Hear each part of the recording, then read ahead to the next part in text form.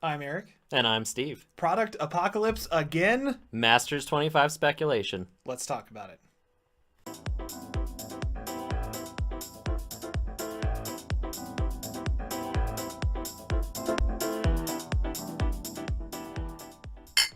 Woo! Hey guys, welcome back.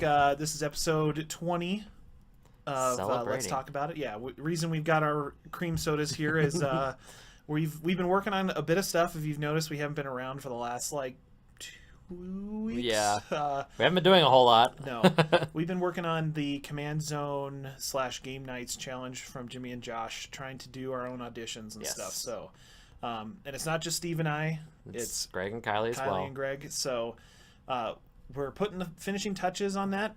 We'll hopefully have those up beginning of next week for the deadline and stuff. Yep. We hope you guys really appreciate these. We've really poured our hearts into them, and really, I find them all hilarious. Yeah. And I think that was more of our angle. We wanted to send something a little bit different than what most people are probably doing. Yeah. So hopefully that reads through, and hopefully Jimmy and Josh are like, okay, this is great. Yeah. Instead of, this isn't what we were talking about at all. So you'll see, I guess, probably, well, maybe before that. You never know. Second. Yeah, we're also kind of not celebrating our demonetization. Yeah. We finally hit the break point for the deadline, essentially, on February, where they are taking away our monetization because we're not at 1,000 subscribers. Yep. We're really close. We're about 250 away. Yes. I know that's a big number, but that's... In YouTube.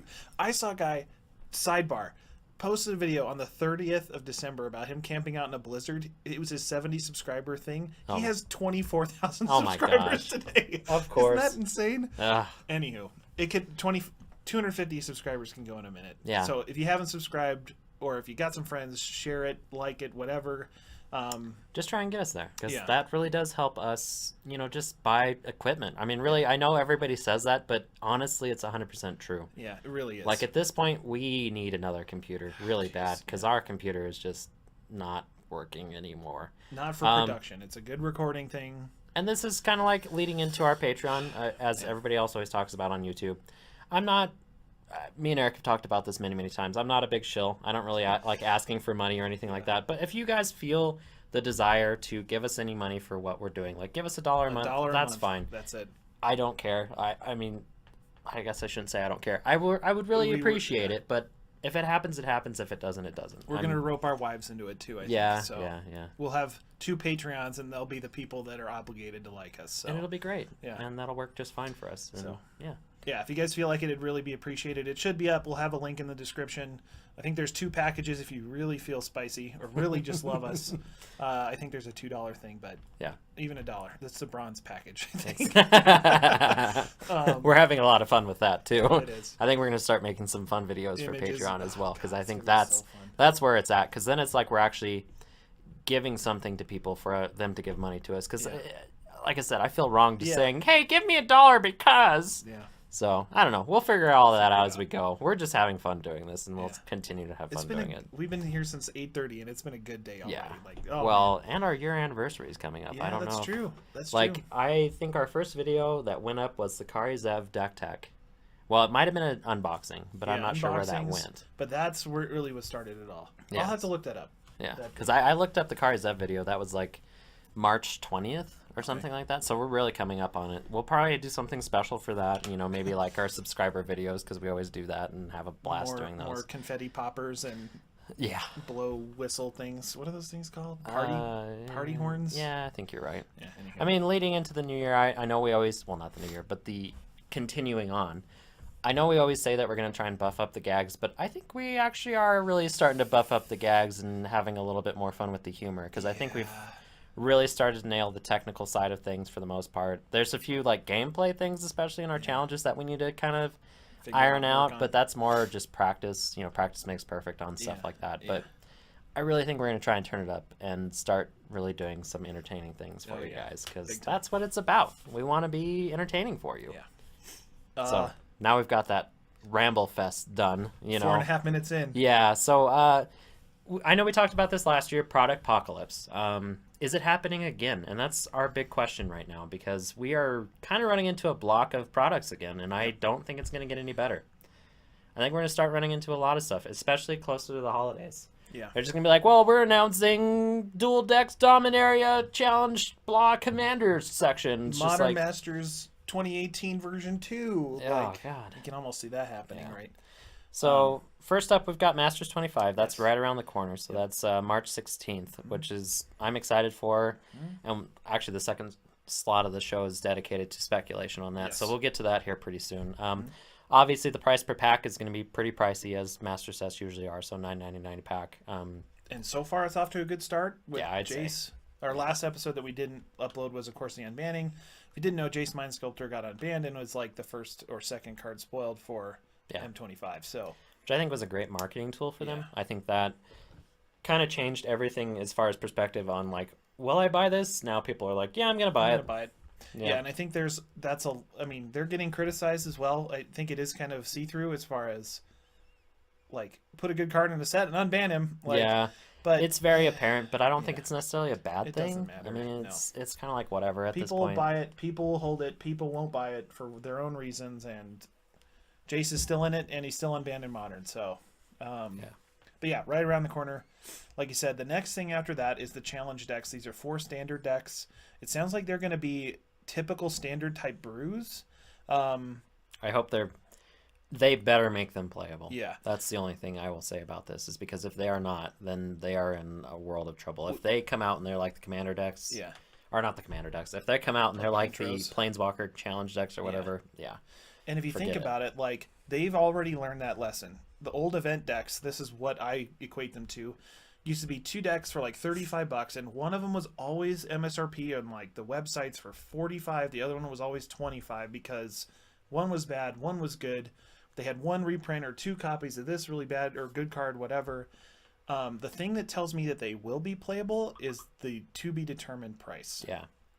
That says a bit to me, is that these might be similar to the Modern event deck. I don't think they're going to be $75 each MSRP, but I could see them being $40. I could definitely see $75. I think for a very standard playable deck, I think that would work. Yeah. I mean, my very first deck that I ever purchased was a blue-white, I don't know if you remember it, but it had like Fiend Hunter in it, and then it had like a few Phyrexian cards. Was it the Innistrad? I think it was like the Innistrad Avacyn Restored / had a little bit of new Phyrexia in it because it had Blade Splicer, and it was like a blink deck. Okay. It came out this has been years now. Sure. But I mean, I remember that deck, and I remember having a blast with it, and I also remember upgrading it. And I think they can capture that here. Yes. I mean, if they want to give us like, say, what's a hot rare right now? Like 2 copies of, I don't even know. Chandra would have been a good one. Yeah. Or like Vraska for a little bit. Vraska's Contempt, like... And then they bump it up to $75. I don't think people are going to care. Yeah. Even if they are just tearing it apart for the pieces, like that'll still work. But I mean, you rope in the new players that are just like, I'm not necessarily sure, are confident in my deck building yet, and I just want to try something out. Yep. I also don't really care to do net decking because it's really expensive, blah, blah, blah. You know, this could be like that middle ground where I can jump in and have a deck that's pretty much built for me. Maybe with a few upgrades, it'll be totally fine for FNM. When they were doing them years ago, I had a bunch of buddies that had come back from college or saying, I want to get back into it.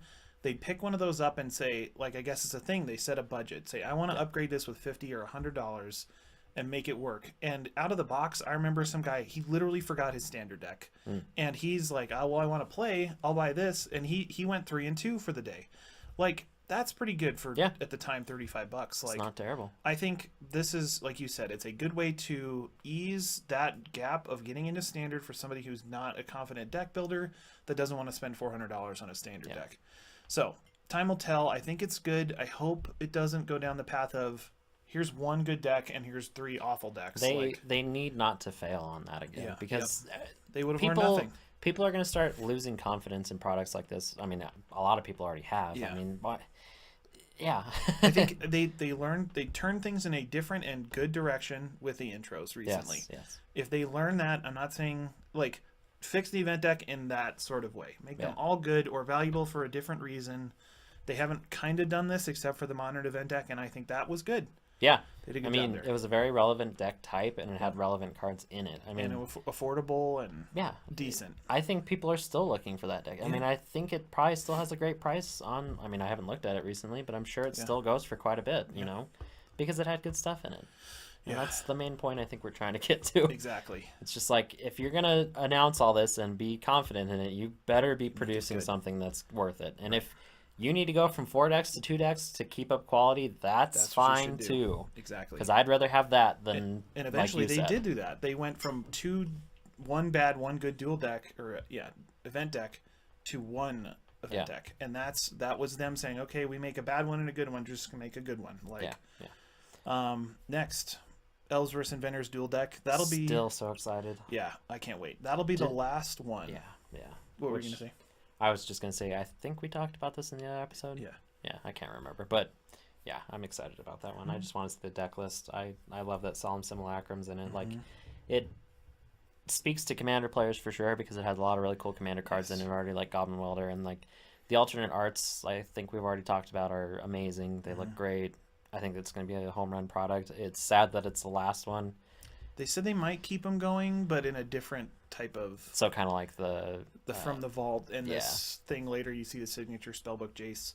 Yeah, they're good products. Yep. Especially for $20. There is some confusion with, is this standard? So I bought it at Walmart. Like, it's definitely tabletop Magic. Like, it's good, and that's totally fine. Yeah, and we always have a great time doing the Morph into Commander with them, and that's what we live for. So, of course, after that you can see Dominaria with the hype as the note. I think there's no spoilers yet, huh? No. There's a bunch of art that's been spoiled, but no actual cards have been spoiled so far. So, just regular standard release, the spring set essentially. After that, sometime in 18, they didn't. This is just chronological after or not chronological, but what was on their website. Yeah. Wizards is going to come out with a Life Total app, which is something they should have done a million years ago. But whatever, it's coming, and I'm excited about it because maybe this will be a way to kind of like play digitally, not play digitally, but have a way to represent life totals and whatnot digitally that's actually legal, I guess. So like for tournament settings, you can be like, well, this is Wizards app, so I should be able to use it, I know in our Scrubbed episode, we talked about it a little bit. Like, you were hoping for a deck building capacity, like even like, I don't know how beefy that would be. I'm sure it would be quite a bit. But even if it's $10, I think most people would pick it up. Yeah. Like, I mean, I've paid for an app called Decked Builder 3 times now because it's so good, and it has a deck building aspect into it. So I mean, if they could capitalize on something like that and make, I think I mentioned this in the episode that got scrubbed, they could essentially make a free version and then a paid for version. Then you include the deck builder and whatever other aspects you want in on it in the paid version, and I'm sure people would pay $5-6 for it, no problem. Yeah. So we'll see what happens there, I guess. And we'll see when it comes out. There wasn't a date there. The next 2 things in June, we have Battle Bond, which is a 2-headed giant limited type thing. Sure, it's going to be great for Commander. Yeah, probably. It is limited 2-headed giant. Replacing the summer release of Conspiracy. So instead of a Conspiracy 3, which will probably be next year, they've got Battle Bond focusing on 2-headed giant. Regular price, hopefully some good reprints. Like, I have to say, I absolutely love these supplemental draft sets. Like, they need to keep doing that because it's almost as exciting as Commander at this point. Like, even if it's like we get Unstable one year, we get Conspiracy another year, then we get something like Battle Bond the next year. Like, it exposes us to more planes without having to worry about story, which is great because then you're printing something in a standard set that'll screw up Modern or something like that. So I know people are looking at this set like, we'll probably get Legacy cards in here. Like, that's what these sets keep doing. They keep throwing out a card, like you said, that's never going to be in Standard, so they don't have to worry about it. Like Leovold is a perfect example. Really? So, I mean, it's just like, if they put something else like that, so that Legacy players and, Vintage Commander players can get excited about, Commander players. I love seeing that $250 foil price just because it's that limited. And I feel like this is a perfect vehicle for it because you don't have to worry about it. No, I agree. So. And hopefully something 2-headed giant specific. Like they said in their little interview, I think, that it was similar to, what do we say? It's a rally mechanic from Oath of the Gatewatch. Yeah. That's cool. I can definitely see that too. They stuck their toes in a standard set and said, like, something's up with this. Like, we should try to do it. And that's cool. Well, and we talked about it before the episode too, is like, they should kind of, in my opinion, drafting this isn't necessarily the way to do it, but maybe more sealed play. Yeah. Because then it makes a lot more sense as far as, like, I'm getting together with an opponent and now we can put our heads together and kind of like, like you do Two-Headed Giant at pre-release. Yeah, exactly. That should be the way it should be played, in my opinion. Yeah. So we'll see. June is a ways away from now, but it seems exciting. I don't even know we don't have any idea, but it sounds cool. I mean, I'm sure there'll be commander cards. That's all I am really banking on right now. So we'll see. Yeah. Next thing here, we've got the Commander Anthology Volume 2. Steve and I also talked in the last episode just about like what could be in there. You said there's most likely going to be a partner deck. Yeah, because they've got like 13 foils or something like that, which means that there has to be one or some kind of weird random foiling. I don't know. It would have to be because they have 4, right? So 9, 3, 3, 3, and a 4. Yeah. So there's only 4 decks in this one, just like the last one.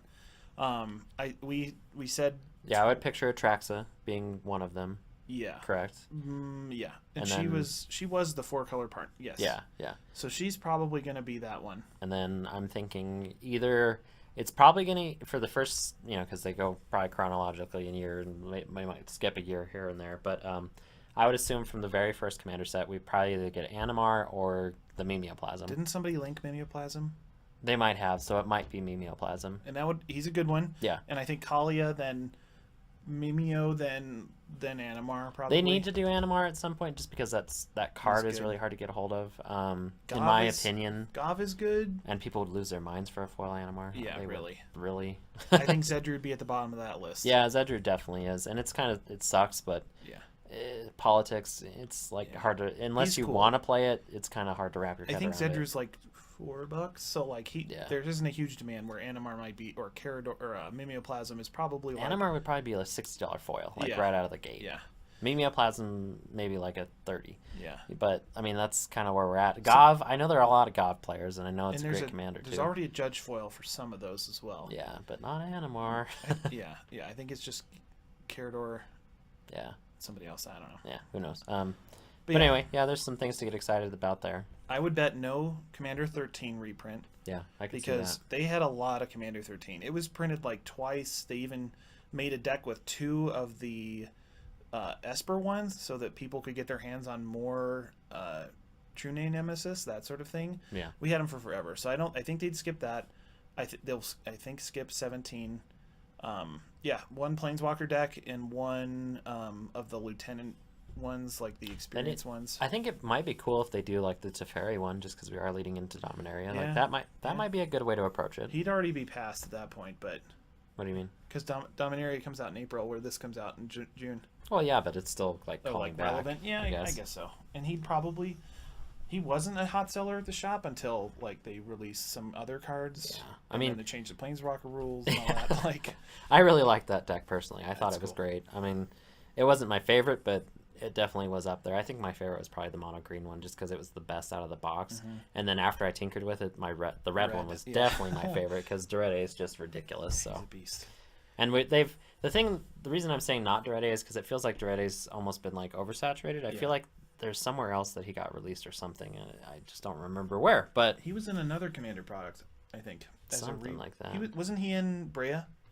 I think so. Because he's all artifacts. Yeah, something like that. I don't know. I just know that I have more Duredes than I do anything else. Yeah. Which might just be my problem. Yeah. I don't know. It's like me. It's like, why do I have like 8 of this bad Lorwyn elf that makes wolves? Like, But yeah, should be good. Yep. Big price, but it hasn't changed. No. The next one. Signature Spellbook. Chase. Yeah. So we're going to see what this is like. They've touted it as a spiritual successor to From the Vaults, which I don't necessarily care for. It's a mixed bag on like From the Vaults in the past. Like there have been some really good ones, and there have been some ones like I can honestly say the only one that I didn't want to buy was From the Vault Annihilation. Everything else I wanted to purchase at some point, whether I did or not. Yeah. But I think they screwed up on that one. Yes. Like if they would have included Damnation, it would have been a hot seller. Right. But they didn't, and then everything went to hell. So. Yeah. Whereas like I know that they've stated that this is not the end From the Vaults. It just may come out like maybe 2 or 3 years or something like that, which is fine. Mm-hmm. Is this a good replacement? Sure, whatever. I'm not really going to care about this product until I really see what's going on with it, because it could be Jace Bellerin and then 8 like Jace themed cards. Yeah, like Jace's Phantasm and Phantasmal Bear and Counterspell and Jace's Erasure and yeah, like not even all the cards are foil, which I think is a dumb move. I think they should have definitely made them all foil. Like if you're gonna like make special sets and blah blah blah, and you've already kind of established it, you might as well just foil them all out. Is Why alternate art good enough? If they well, did one if it's, foil I mean, yeah, and 8 alternate art. That's a good point.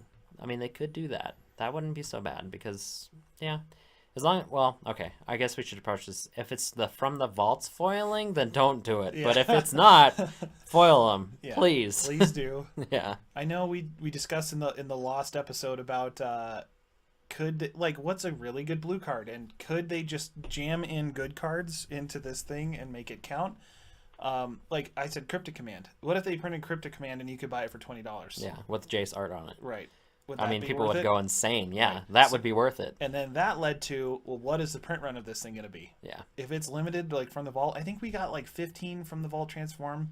The year before, I think we got like 25 of lore or whatever was before that. Like they trimmed that down drastically. And what if stores get like 8 or 6 of these or something? Well, I mean, it's a limited product. I mean, that's kind of how it goes. Right. But what if it isn't? Okay, well then that's the problem. And then we get into, and this is seriously how this went in the last episode. Yeah. We said, what if it's limited? What if it's not? What if this is in it? Like, what if it's just like the gift packs that came out where it's like, here's 3 packs and a foil card Zev. Yeah. And some land. And then stores are selling them for like $11 just trying to make their money back. You know? That's what I'm worried about. If this is a $20 product, like that's like the black mark, man. Either it's gonna be MSRP $20, stores selling them for $75 because it's chock full of good stuff. Jace the Mind Sculptor. Yeah, or it's gonna be, this is garbage that we're gonna sell for $13 in 2 weeks, like, and you're gonna be able to see it at Walmart. Like that's what I'm really worried about. Yeah. Time will tell. There's a lot to think about on this one. It's too early to really, I guess, say. I mean, am I gonna love like one of these that come out for like a specific planeswalker that I enjoy? Yeah. And how long is that gonna take? Yeah, I mean, Ugin. Like, could you imagine like an Ugin one? Like, people would lose their minds because the only Ugin card that's ever been printed is really expensive. It's really good, yeah. So there's a lot of variation on Jace because there's a million Jaces and half of them are terrible. Not good, right? Well, not terrible, but they're not bad for most stuff. Yeah. So if you think about it, Ugin or Karn or any of those are going to be after Chandra and Gideon and the Wonder Twins and blah blah blah and Superman and Batman and he'll be the 35th printed spellbook series. Anywho, enough about that. Yeah, we're moving on. Commander 19, Return of Core Sets. Yay! I mean, I like that response. Some people want it. There's definitely a call for it. I'm definitely in the boat of, if I was playing Standard, I would definitely enjoy a core set just to give myself a break, and then introduce things like Lightning Bolt and blah blah blah. You know, I know that's a bad example, but things like that are evergreen cards that you don't necessarily want to throw into a regular Magic set, like whatever. Yeah, anything. I know that we've gotten the artwork for Tezzeret in the core set already. It actually looks pretty dope. It's pretty cool. Wow, I'm dating myself there. Pretty looks dope. Yeah. Wow. Okay. Anyway, so yeah, we'll see what happens there. I know a lot of people were like, why don't you do like Magic Origins and do Magic Origins villains? Because I mean, people would lose their minds. I'd lose my mind. I don't think this is the vehicle for that. I think honestly, what I would do if they were really looking to do something like that is I would just release the like 5 cards as like a set or something like that. Just be like San Diego Comic-Con. Yeah, that would be, people would lose their minds. Yeah. I would even try and get a hold of that, and I've never tried to get a hold of any of them except for maybe the Nissa.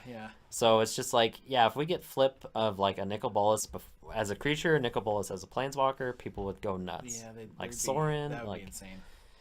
Just give us 5 new commanders that flip over to planeswalkers and just call it awesome. Yeah. So I know I feel weird about core sets because for like 12 months I was telling people, okay, this is how rotation's going to work. Like they're going to get rid of the bad set that nobody likes, and then now they come roaring back, and it's just like, well, I was trying to help people like understand, and like here we are. Yeah, now I'm on record saying core sets weren't so great, and now they're coming back, and I'm hopeful, I guess, but I think they can do a good job. There's got to be a good reason.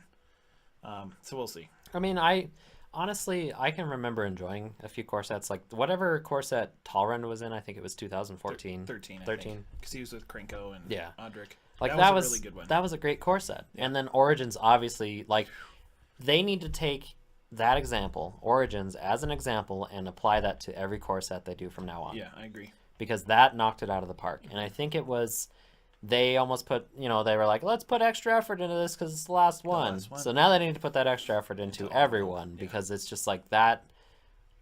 Every core set from now on will be compared to that set. If it's nowhere close to that, then it's going to be trash. Right. So I agree. Hopefully it's good. Think about that, Wizards. Yeah. Like they listen to us. Yeah, right? I know. God. Yeah, we'll see. Who knows? If you work for Wizards, send us a tweet or I don't know. Sponsor us, please. Yeah. The next thing we've got is Commander 18. Oh my God. Yeah. So it's a ways away, of course. And did they move it up? It feels like they moved it up. It's because they moved. Okay, last year was different than what it had been because it released. What time did it release in? I thought it was like September because I know we got really slammed around.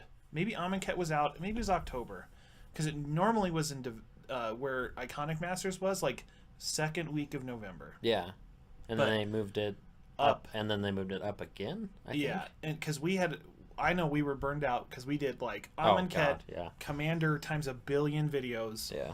And then by the time Our Devastation came out, we're just like, I don't care. Like, and then Ixalan came out after that. It was so much right in a row. Yeah, we did Iconic Masters. We did dual deck Elves and Goblins and Merfolk. Like, it was jam-packed. So hopefully this little August thing will do us some good. I think it'll do fine. Like, personally, I look forward to the Commander products more than anything else, and I think a lot of people that we talk to do. Do as well. You did mention something that they did raise the price a little bit. They used to be $34.99. Yeah, there is a typo. It's $39.99. I screwed that up. Oh, it says $3.99. Oops. 39 even. Oh, it does. Okay, sorry. I was looking at the line above it. So a little bit of a rise in price. Maybe that'll be a little bit of a rise in quality. Like, I don't think they've been bad at all. But if they start including things like, I don't know, Sensei's Divining Tops in these products, who's to stop them? I mean, really. Yeah, I'll take my set and 4 tops or just whatever. Honestly, you should just start throwing 2 Soul Rings in each Commander deck because... Why not? Right? Yeah. I mean, if you're going to give them alternate commanders, why not just give them the alternate tools? I don't know, like a sideboard lot? Yeah, I don't know. I think it's warranted. I think it's... like, all of those products have been a $35 box, no matter what. Yeah. So hopefully they do not just grab $5 out of our pockets, but do something for it. And we, as I mentioned before, it could be like a compensation for only doing 4 decks instead of 5. Yes. Like that could be like a balancing act as far as that goes. But they need to back that up with something. Like whether it's we're making more alternate arts, I think that would work. I mean, that would get people in the door automatically. Or we're doing an extra commander in each set, or I was thinking so on and so forth. Little clicky life counters. Oh yeah, like people would go nuts. Yeah, if you paid for that, like, get rid of the stupid oversized cards. Yeah, no one really cares for them. And then just put in the little clicky life counter in each single one, so everybody's got one if they want them. You don't have to buy this $165 kit to get them. Like, that's worth $5. Oh yeah, easy. So yeah, they just need to pay attention to that and back it up if they're going to do it. If not, I mean, are we not going to buy them? No, we're still going to buy them. One thing we talked about in the last episode was what could they do? We thought the first thing they should do is allied color experience commanders, but we noted, as we saw earlier, there's only 4 decks this time, so it cannot be a cycle of colors. Although it could kind of work because you just make the ally colors partner. Yeah, I guess you could like do that. You could do that. Yeah. It might be a little wonky. Like one of them might have 3 pairs instead of 2 or so on and so forth. Right. I think that's the only cycle that messes everything up. Like, because they've done everything else. Like if they say they do something different this year and then next year they release a cycle of allied color experience commanders, I would be fine with that too, because then that would complete the what's out. Yeah. Yeah. And honestly, I don't think they're worried about that because their history has shown that they really don't care for finishing cycles right away. Yeah. Which is fine. We might see it in 10 years. Who knows? I'm sure they will at some point. It was such a unique thing. Those commanders and the enemy colors are so freaking powerful too. Like, it'd be nice to see like a Selesnya themed experience counter deck with tokens or something. Well, you'd run you'd mess up your table. I know. It'd be crazy. I know. My dream has always been a Gruul wolf commander. Yeah, like a really good werewolf commander that's in Gruul. Let's make it up. What could a Gruul experience thing do? Oh man, I don't even know. Like you could get like a wolf token per upkeep or something like Equal that. to 'em? It's just like, well, that would be stupid. That would be way broken. So automatically right off the bat. But what if it's really hard to trigger or something? Well, that's true. Like maybe it triggers on transformation. Yeah, like if 3 or more werewolves transform, like get an experience counter, get a wolf for each experience counter at upkeep. That'd be kind of cool. That'd be. But honestly, even more than any of that, I would like a werewolf commander that says transform your werewolves. Yeah. Because honestly, most of them are worthless on their other side. Mm-hmm. It's just like, oh, it's a 3/1 that vanilla 3/1 that transforms into something ridiculous, but Yeah, but on its own, it's dead. well, and I think that was what disappointed me most when we went to Innistrad again, is just because all of a sudden I had this pure idea of getting this werewolf commander that would do these awesome things, I think, and then we get these werewolf Eldrazi monstrosities, and it's just like, what the heck happened? Yeah. And then we get Ulrich on top of that. And it's just like, are you guys even listening to me? Yeah. Which they aren't, but oh. Are they listening to anyone is what I'm getting at, because geez, man, how do you you start off, it's like, hey guys, we made Huntmaster the Fells, and then they just like dropped it and they're like, oh. And then they tried again, and it's just like even worse. Like, yeah, it's like they just, I don't know. And they just swept it under the rug. I understand why Huntmaster isn't legendary, but if he could be retconned to be legendary, it would be perfect. Like, he's better than Ulfric, and that's. Here's what you do. You give it the Nahiri treatment, and you make the iconic card that wasn't a legendary into a planeswalker or something. There you go. That. Yeah. So you'll see Huntmaster the Fells someday. I guarantee it. And I think a lot of people had hope for Arlen Cord. Like when that artwork and everything got spoiled, like I think a lot of people were thinking this could be a legendary creature on one side and then a planeswalker on the other side. That would have been great. That would have been pretty good. Like maybe they just need to take the approach like we talked about with the villains and just make Arlen Cord A side, Arlen Cord B side, legendary creature on one side. Awesome werewolf commander, blah blah blah. Just I don't know. We're way off in the weeds. Yeah, we are. Like I'm bringing my own little hopes and dreams. Like I'm with you though. They need to finish that cycle. That it doesn't drive, feel man. right. That drive. Yeah, and then freaking. And here we are with Merfolk. Like, hey, we already know this is fine, but let's make it broken as hell. Yeah. Yeah. Last two things speculative. Well, not speculative necessarily. They're happening. You've been looking at them for the last half hour. Yeah. The fall set will be called Spaghetti. And then Meatballs is right after that. in early 2019. So that's probably 2 sets that are part of a block, I would assume. Where everybody's speculating that we're returning to Ravnica, which is most likely right. Do we want to? No, but it's most likely right. They can do it right. I mean, just because I'm pessimistic about it now doesn't mean they can't knock it out of the park, because Ravnica has proven that it's an amazing place to hold a set. I think we're just coming at it from the approach of we were just there like last 4 or 5 years ago. It feels like we're almost always there too with the story, because Jace is always referencing it, and Azor shows up and he's from there, and yeah, I agree. Excuse me, this cream soda is getting me. And then beyond that, probably a Modern Masters set in the Iconic Masters slot. I don't think that they would exhibit any self-control, and they'll throw another one out there. Yeah, Modern Masters December edition or something like that. And it's just probably another. Well, do the Planeswalker decks count as dual decks? I don't know, because that one came out sometime. That's a good question. Maybe. I think they do. Okay. Yeah. Anticipate that. I don't know. But Modern Masters 2018. Will it happen? Will it not? We don't really know at this point. If it does, they did it last year with Eternal and Iconic in the same year, and that was a big problem. I think. Like I think that's what a lot of people were really like. I just spent $10 a pack not too long ago. I don't want to spend $10 a pack again this year, especially for Iconic. Oh god! If you have a chance for a fetch land, you'll spend $10. If you have a chance for a mana blue guy, what's that thing called? Mana Drain? Well, I mean, if there was a Mana Drain in every box, people would have bought the set like crazy, but there's not. There's not, right. And that's the main point. Yeah, so we'll see. They need to take what they did with the artworks, because they did a lot of amazing artworks, and they changed a lot of things to make them look spectacular. Yes. They need to apply that to every Master set, in my opinion. And they need to make only one a year. Yep. That'd be great. And then one last thing that I thought was super cool. because we wanted to see the name of the blocks. The next block, so this would be spring of 2019. They all have sports names. Yeah. They're alphabetical, so like A is archery, B is baseball, C is, I don't remember, and D is like diving. Cricket or something. Cricket and diving. Yeah. So usually they'll do like spaghetti and meatballs. I think the next block is like milk and cookies or something. Like, so right now we've got 4 sports named sets. Yeah, I'm curious because it could be like, because I know they've talked about going on like because we've done the Greek.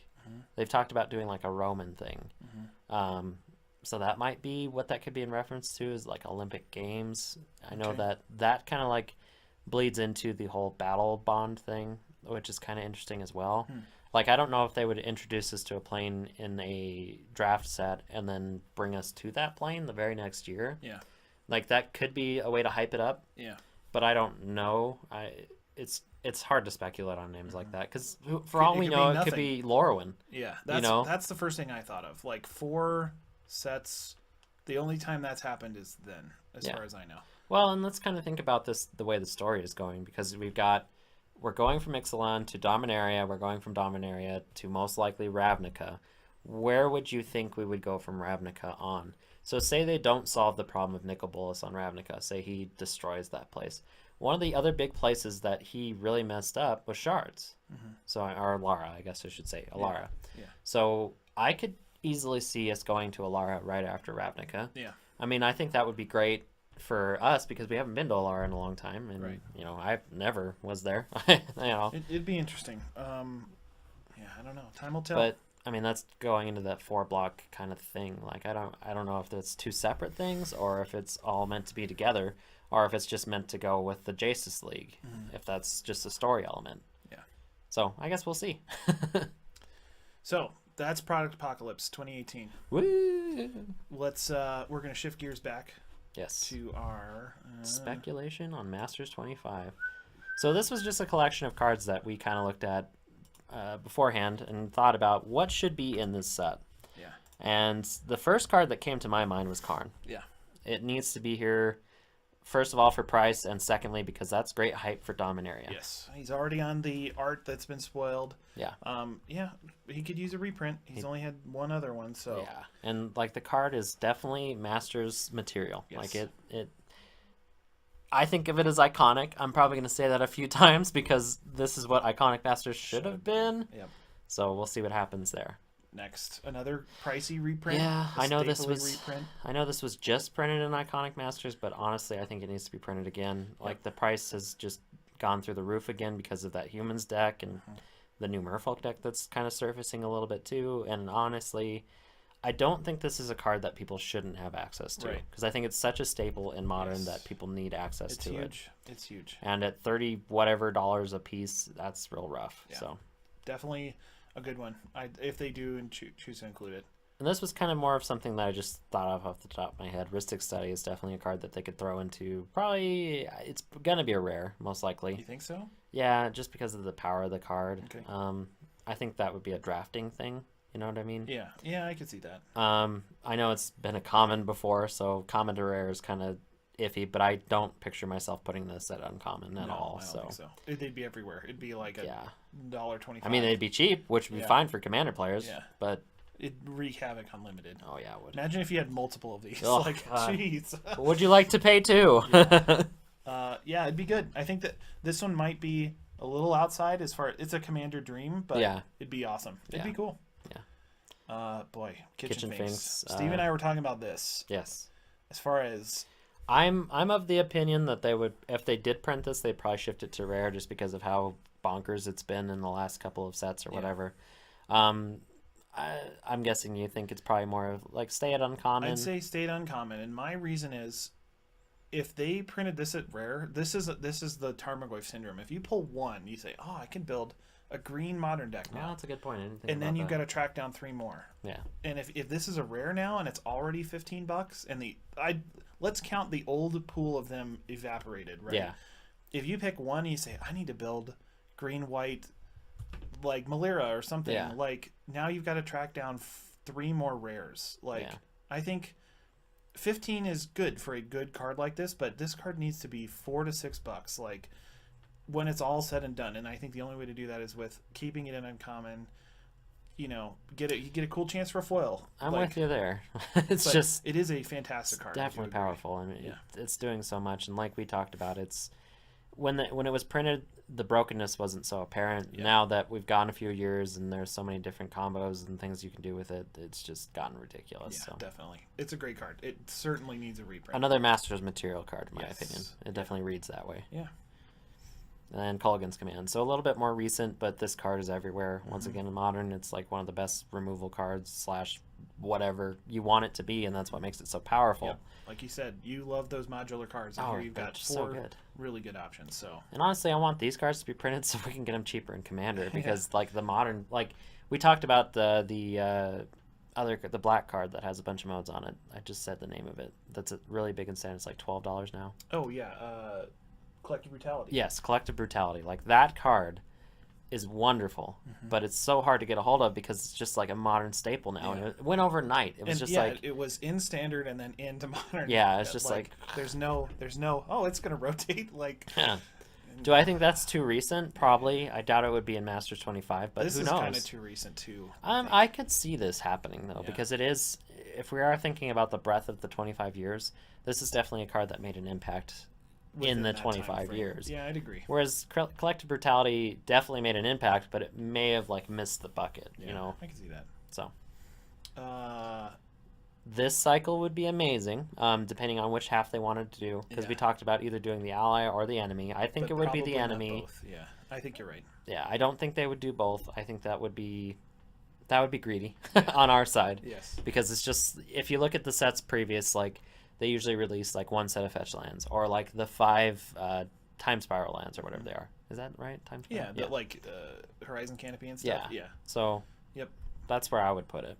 So, shocks. That's our call. Yes. Not shocks. fetches. We'll see. No, I don't think. I think we've been hit over the head with fetches, which isn't a bad thing. And they'll put them in another set to sell that one. Yeah, exactly. But Shocklands would probably sell the set too. Yes, yeah, you're right. And this is kind of more of like the speculation on Masters cards right here. Like Lightning Bolt is a clear winner as far as like should have been an iconic Masters, could be in Masters 25 because it is a Masters card in my opinion. Yeah, solid, iconic. Like we said this so many times. Like iconic shouldn't have existed. Those cards should have been put here. They need that feeling in this set, I think. Yeah. So, Lightning Bolt fits that perfectly. It's very strong. Well, it's very iconic. I mean, I think our main point is they could have taken like the half-assed attempt at iconic in Iconic Masters and just applied it to Masters 25. Gosh, it's awful. Yeah. Path to Exile, I think, fits in that realm as well. I'd say it's been printed quite a bit over the last couple of years, but it could definitely be shoehorned in here too. Yeah, and it's Lightning Bolt. I think they're like $3 or $4 each. Yeah. Path is I think 8 to 10 depending on print. This should be a $4 card again, I think, and Lightning Bolt should be $2 or $1.50. You know, so. Demonic Tutor, you brought this one up. This would be an amazing reprint. Yeah. Like, I think there's a lot of newer Commander deck builders out there that are missing cards like this just because the price shot up once again. You know, it's like $35 or something right now. Like it's an amazing card.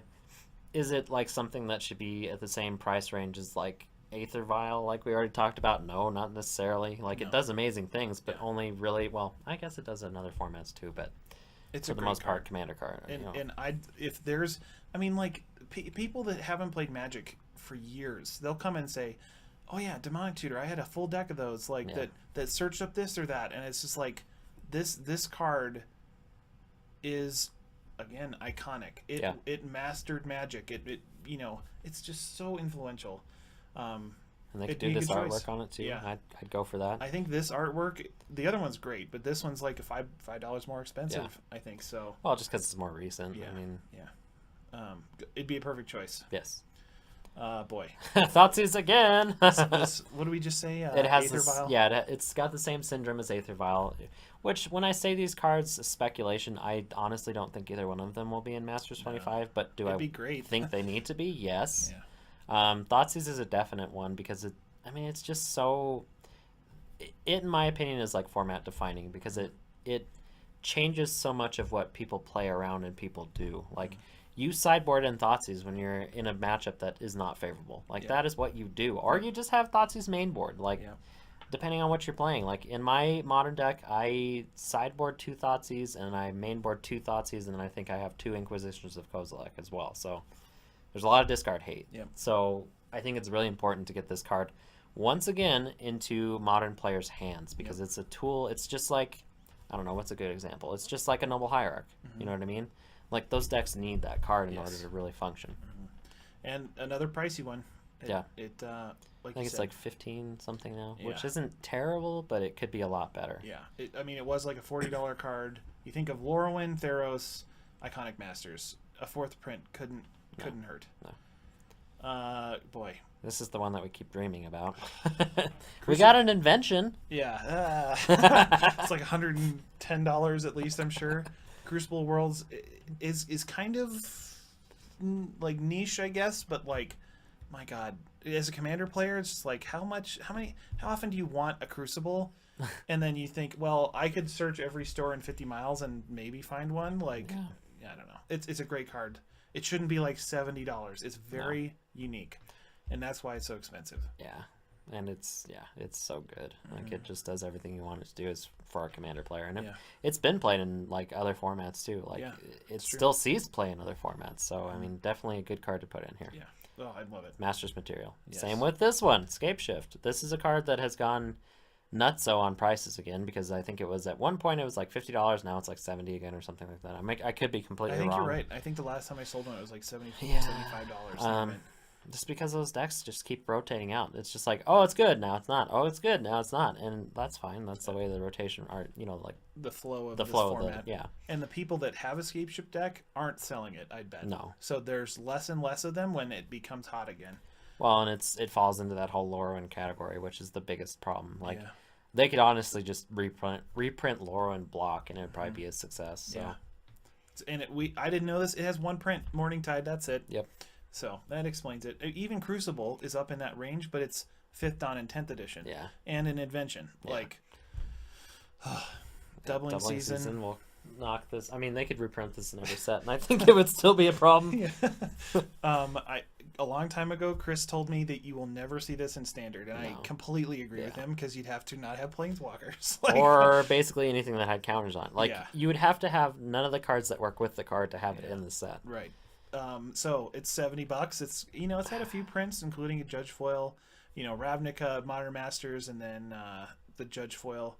But I don't think it's enough. Like, this is definitely one card that I kicked myself in the butt for selling. Like, I remember at one point I had two, maybe 3 of these, and I gave 2 of them traded 2 of them away. I'm down to 1, and out of whatever 30 plus Commander decks that I have, I can only put it in 1 at a time. It could fit in so many, Planeswalkers, tokens. Well, that's where I put it, just because it's obvious there. But I mean, I have +1/+1 counter decks too, and that would be great. It'd be perfect. And then we talked about this as a cycle. So like the Titan cycle, that to me is Masters 25. Is it needed? Not necessarily, but it does feel Masters 25 to me. If you think of, like, there was a point in time, it was right when we picked the shop. So I think it was because Sun Titan and Frost Titan, I think, were in that like Rune Chanter's Spike, Delver deck. And I mean, like, these cards were printed, I think, in M11 and M12, and Titans were like the thing. You had Grave Titan decks and Inferno Titan decks, and then of course Prime Time with like Kessig Wolfrun, and Lockout decks with Frost Titan. Like, these cards are so good, and they'd be a perfect rare cycle, I think. They're a really good, like, limited format too, because it's just like, oh, you've played your Grave Titan, like. What do you do? And then somebody throws down a Frost Titan, and then what do they do? Like, like, we always used to debate, who's the best? And I think the answer is Frost Titan, because it doesn't matter which Titan you got, because you don't think so? No. What do you think? I honestly, probably in the limited format, will probably still shoot towards Inferno Titan. I know that sounds ridiculous. He's pretty good. Because you can straight out kill your opponent with it. Yeah. You throw it down, you hit him for 3, you swing with him, you hit him for 3. Yep. Like, I know that sounds weird, and like red is not usually often seen as like the most powerful, but he's pretty strong. I do agree. Inferno Titan's just insane. Like, an argument can be really made for any of them. Yes. I think depending on which format you're playing with it is really where it's defined, because obviously Primeval Titan's not so great in limited just because you're limited in what you're searching for, but once you break out of that, then Primeval Titan becomes the best, like, hands down. There's a reason he's banned, I yeah, think. Yeah, exactly. And then if you think about, like, Grave Titan, he's really, really good almost everywhere that Primeval Titan isn't, because he throws down those 2/2 blockers, so Primeval Titan having the trample kind of gets around that. But even with just having the Grave Titan, you start creating an army. So it's like you start developing. I honestly like him the most in Commander. Yeah. Sun Titan's a very close second. Yeah, he's just really because Sun Titan gets you usually it'll usually solve any kind of problem that you've like somebody destroy your thing. Now you're getting it back because you have a Sun Titan. So those two probably Commander favorites. Yeah. The other three have their own place. I do like Frost Titan, but to me he's very, I don't know. He seems like I mean, Standard was where he was really good. Yeah. He's in there to swing away and lock stuff down. Yeah. Like the worst thing your opponent could play. Like I don't know. I'm thinking about it now. Like do I play if I get Frost Titan and after I play my Inferno Titan, am I really unhappy? Yeah, I am. So I mean, you've got a good point there. But I mean, that's all he's good for. Like, so what you need to do is play Frost Titan and Inferno Titan in your deck and then just win. Yep. There you go. It wouldn't be good. So a cycle of those, probably rare, I'd say. Yeah. We don't want them clogging up mythics. No, so. definitely not. Oh boy, Cavern of Souls. So another card that's been recently reprinted, but another card that needs another reprinting, and I definitely think this is a Masters 25 material card, even more than some of the other ones that we've talked about, just because it's so, I don't know, it's so... It enables so much. Yeah. Like, it's iconic without being iconic, because really, it's not old enough to be iconic, but it's definitely iconic. Yeah. How many times can I say iconic? Well, at least one more. Iconic. Yeah, I think it'd be a great choice. It's got a huge price. I think it's like $55 right now.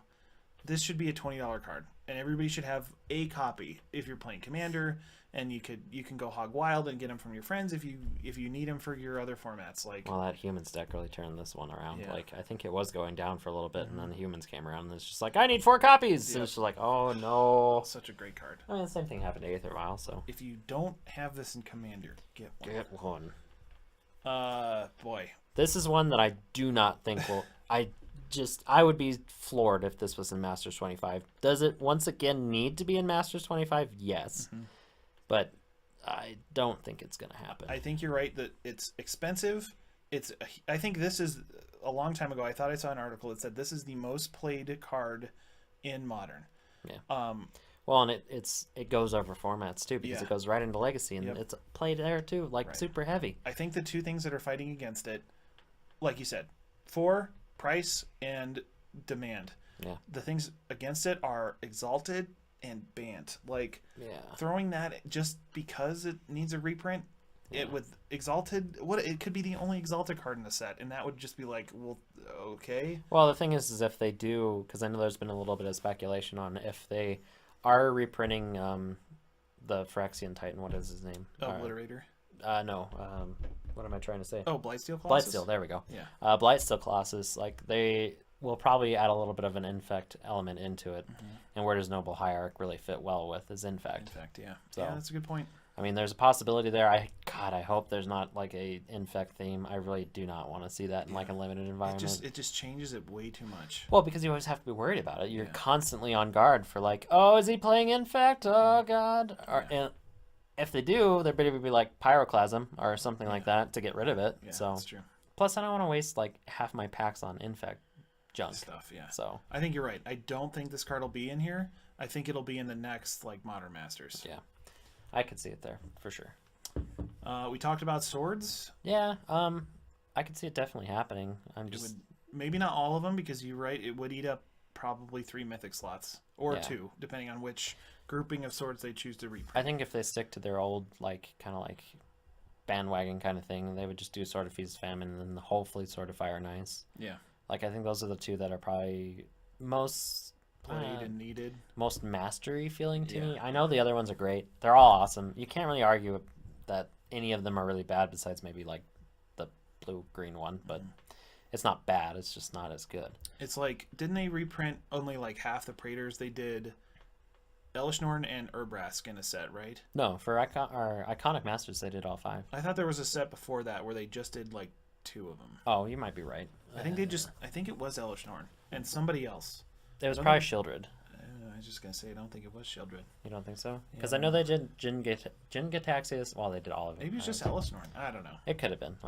There's a gas leak here. But yeah, I could see them saying we're just gonna print 2 swords this time and make those the good ones. And I think you're right. Feast and Famine for us Commander people, and then Fire and Ice. Feast and Famine's played in Modern too, pretty heavily as well. It's a great card. Fire and Ice, which isn't played in Modern very heavily, which surprises the hell out of me because that card's ridiculous really in 1v1 situations. Is probably, I mean, I always say Fire and Ice, but I don't know if it's really as in demand as I think it is in my head. We've had one in the case for a very long time. I love that card. It's a great card. Like, it's ridiculous, but I don't know. I get in arguments with people about this all the time because I always say my favorite is probably Feast and Famine.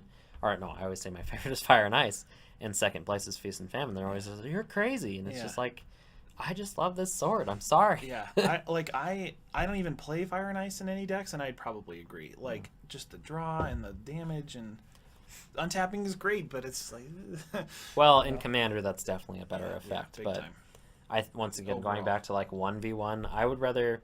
This is like the Primeval Titan, or the Inferno Titan argument. Like, I can kill my opponent with this sword. Yeah. You know what I mean? Like, yeah, obviously you can do the same thing here, but having that 2 points of damage and having the option to put it wherever you want is huge. Really powerful. Yep. And then drawing into more gas is always going to be... key. You know me. Card draw is king to me in all ways. So swords, we'll see. Yep. Here's another one that we were kind of polarized on a little bit, because I honestly think if they reprint Solemn Simulacrum, it could be an uncommon. I know that sounds crazy, and I think I might be the only one out on my own little island about this, but I think that would be great for Commander players because you'd get the distribution of it. And really, is it that crazy and limited? Like, if you think about it, yeah, it's cool, but I mean, half the time I have a hard time getting my uncommons for drafting anyway, so it's just like, I'll get one Solemn Simulacrum and I'll have a good colorless creature to play. Here's what I could, because I agree. It is, I mean, a 2/2 for 4 with some effects. Yeah. Good. I do feel it does feel like a mythic, or not a mythic, jeez, a rare. Yeah, let's not up it. But I think if we had these at uncommon, we'd be swimming in them, wouldn't great. be bad. But here's what I think. They make it an uncommon in the next Commander product, and then you're limited to 4, so it still feels like a rare. You don't think so? No. Okay. I say just put it in Masters 25, making it uncommon. Yeah, it'd be good. Because I wouldn't want necessarily to pay $10.99 for a Solemn Simulacrum. Do you know what I mean? Yeah, that's a good That's point. where I'm kind of like butting up against it. Do I think this card should be in the set? Yes. Do I think it should be a rare? No. Do you think it will be in the set? I think it will be. Okay. I mean, honestly, to me, this is a defining card that feels Masters 25 to me. And it also does something that you want it to do in the game. Like, it's a great limited card because it adds a way to color fix in colorless. Yeah, it's good. I can't argue. My only leg to stand on is this card feels rare. It's super. It does, good. And I understand where you're coming from on that, but there's a lot of reasons to include it as uncommon. Yeah, just do it and just go crazy. Just rip the Band-Aid off, man. Let's see what's next. Mutavault. This needs a reprint. Yeah. It's been a while. It's like $14-15, so it's not crazy. But I mean, how many games back in the day where it's just like in M14 and in Morningtide Lorwyn, was it just like games were decided on if you had a Mutavault that could man up and like kill somebody? I mean, well, and it's so versatile. Like, this card is even amazing in Commander, like, obviously, but like, if you're playing Tribal Matters and then all of a sudden you have a Mutavault, and then you can just play that extra creature out of nowhere, or not even play, but you can activate that extra creature out of nowhere. Somebody doesn't see, I've won so many games on the back of this card in 1v1. It's not even funny, just because people don't even think about it. They board wipe, they're on 2, and then you're just like, activate my Mutavault, and they're just like, no! Like, my favorite play is probably to activate Mutavault, throw Rancor on it, and swing. Like, I mean, really, like, your opponent doesn't even really, most of the time, see that course of play. For 2 mana? Right? Yeah, and it's just like, I don't care. Yeah, gosh, that's really or, like, the other favorite thing to do is, like, edict effects. Like, somebody says, sacrifice one of your creatures, and you're just like, okay. See a Mutavault. Oh, gosh, that'd be a great reprint, I think. Yeah, I think this needs to be in the set, personally. And if you think of it, And there's a full art version of this card it's like $600. Like, to me, that tells you somebody thought this card was good enough that they made a really pricey full art version. Like, it needs a reprint. Yeah, and it probably counts as a masterful card, right? I would say so. Bloom Tender. This was kind of just the throw on. Yeah. It's a good card, and I think it could work in here, especially depending on like what they're doing. Like if it's like a very heavily multicolored theme, this would work great. Yeah. Yeah, it'd be a cool print. I don't know. It's a little hopeful, I think, but it'd be cool. Birds of Paradise will most likely be in here. I would say this over Noble Hierarch any day. Would this get a downgrade? No. Yeah, I guess you're right. It'd be way too I think a 1-drop mana fixture that can provide any color should always be a rare. Yeah, you're probably right. Which sounds weird. I can see your kind of like approach on that, but no. I just lost a lot of cred, I think. This is not Solemn Simulacrum. This is Birds of Paradise. I think a very masterful, iconic card. I think it's like $6 or $8 probably. Yeah. It's not very expensive, but it could be a good like throw in that. Yeah, you're probably gonna be unhappy opening, but at the end of the day, it's you got a bird. Yeah, I got a bird. Whatever. Thalia needs to be in here. The price has gone up quite a bit. I definitely. Once again, even though it's not that old, I think it does fall into like the Masters 25 like a feel because it's a very iconic card. Once again, without being iconic, because it's played, it's played Modern, it's played Legacy, it's played Commander, it's played. There's so many different formats. In that this Standard, card. It was huge. Definitely needs. It's just good. Yeah. GT. Now this was one that I think is a little bit wishful thinking, but this is a set that it could definitely be in. Yeah. And it definitely feels Masters 25. Yes. Which I know we just got a printing of this in like from the Vault Lore or wherever that there may have been even another one, but I think that's it. It definitely feels noteworthy to have it in this set because of how good of a card it is. Does it screw up limited? Probably, because whoever gets the GTA is probably going to win. Yeah. So. And you think of opening packs to get a foil version of this? Like, my God. Ugh. Wouldn't that be nuts? Oh, yeah. I don't think we'll see it. It fits. I don't think we'll see it. Yeah, I'm there with you. Next we got Same with Skull. this one. Yeah, it'd be good. I think this would definitely destroy limited format. Yeah. It'd be great. It's probably a $15 card. If it's in the case, it's gone within a week. Always. Well, it's so good. It's a great card. I have one copy of this card. I think I have one copy as well. I will never get rid of it because, it's great. It's just, I mean, the plays that you can make with this card, and that's what I think most people don't see on the first look at it, and then you kind of start looking at it. It's just like it is a creature without being a creature, so like you don't have to worry about like counter creature spells. Like it can return to your hand to become a creature again. Like it's the versatility is there, and it just falls right into the modal thing. Like it's a bear to get rid of, and it's just what do you do? It's hard to deal with for sure. To go with the artifacts. Yeah, I could definitely see Stoneforge Mystic, especially if they're like running like a swords thing or the other two cards we just talked about. It definitely feels Masters to me. Is it something that I necessarily think we need? Not necessarily, but it would be cool. I mean, I would go for it. Stoneforge Mystic has always been a great card and always will be a great card. So I think the next slide is our last one. Two that I didn't include. I think Snapcaster, even though he did just get a reprint, I think he falls into that basket of we need more, and probably Liliana. Yeah, Liliana the Veil. It's so hard because like all these cards that we're talking about, it's just like, oh, it just came out. Yeah. But do we need it again? Yeah, we sure yes, do. We do. If we need Jace again after this unbanning, we need these cards because it almost feels like when did those last come out again? Oh, 3 months ago. Like, maybe not. Well, and one thing we forgot to bring up too is most likely Bloodbraid will be in this set. Yeah, that's a good point. I think it would be almost foolish for them not to. If they're going that way with Jace, they might as well just go that way with Bloodbraid. They sold the case really hard.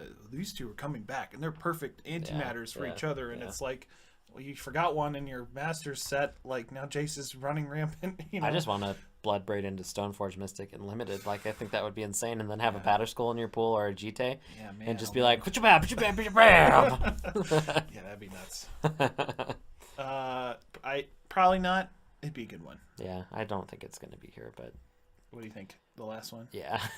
So our last one is a truly iconic card and something that should be in every playgroup. I think Shivan Dragon. They need to print this in every set until Magic we're all dead until the sun burns out. There should be a reprint of Shivan Dragon. I can't tell if you're serious or not. He's a masterful card.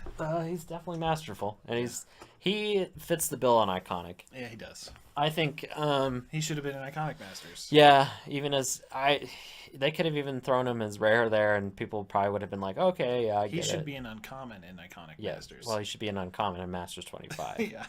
If he's in, he's not going to be in Masters 25. This is purely a joke. But yeah. I mean, there are other cards that could run into the same category. It's just like, well, this is purely Iconic or Masters, blah blah blah, and it's just like I hope there aren't too many of those. Yep. Because that'll kill a set faster than anything else, even with Jace the Mind Sculptor and blah blah blah. Because people know the chance of you getting a Jace the Mind Sculptor is the same as chances you had getting a Mana Drain. So 1 in 5 of us, got like one of those. Yeah. So I think, this guy an uncommon. We shouldn't even talk about it. It's a joke. It would suck if this guy were uncommon. Yeah. I'd take it an uncommon. Well, yeah, but I mean, if you didn't get a Shivan Dragon in Limited and you're just like, oh my god, every match is Shivan Dragons, you know. Even in Limited, I take this as a rare. I agree. He's good, but it's just, do we want it in the set? No. Yeah, it's funny because you have to really look at it from like 2 different angles. It's like, do I want the card or do I want it in Limited? Yeah. So yeah. Anywho, back to Karn. Thanks for sticking with us. Yeah, that was a longer episode than we thought it was going to be for sure. Definitely. But yeah. Well, there was a lot to talk about. There was, and that felt good. It felt good to get back in the groove. So. The good thing is, I think we talked about it though. Yeah. So. I think we'll call it here. As always, thank you for watching. Give us any comments and feedback. We always appreciate it. Yes, definitely. And look forward to those videos once again. We will be putting them up most likely on Tuesday. So, yeah, it's going to be a ton of fun there. Yes. And, I think that's it. Catch you next time. We've talked about it. Peace.